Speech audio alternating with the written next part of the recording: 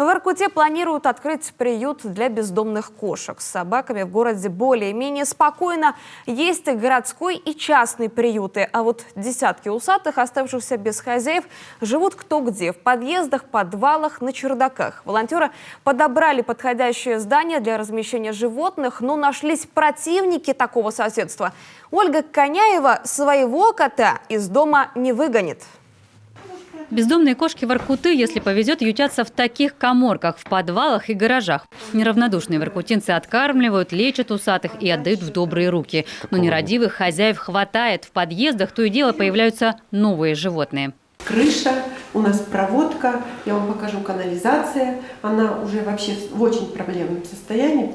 В городе достаточно пустующего фонда. Почему бы не открыть приют, предложили волонтеры. Например, в этом здании бывшего социально-реабилитационного центра для несовершеннолетних. Для ребят подобрали более достойное помещение, а здание так и пустует. Здесь мы хотим сделать и операционную, и врач у нас будет свой, и животных мы будем брать на передержку. Имеются у нас и спонсоры, которые будут нам помогать и кормами, и в оплате коммунальных услуг.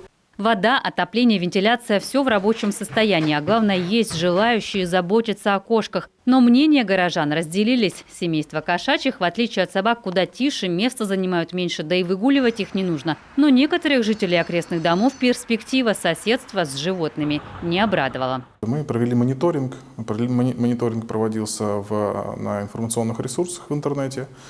И было выяснено, что более 80% все-таки голосуют за то, чтобы приют был.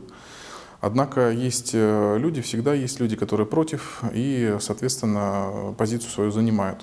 Но нужно учитывать, во-первых, вопрос того, что проблема действительно есть, а во-вторых, то, что, безусловно, нельзя допускать, чтобы это вызвало какие-то санитарно-гигиенические проблемы. Вопрос пока не решен. Во-первых, здание республиканское. К тому же дать добро должен и Роспотребнадзор после проверки на соответствие Санпином. Это должно быть отдельно стоящее здание. Впрочем, дело благое, и администрация города в случае чего готова подобрать и другой вариант для создания кошачьего приюта.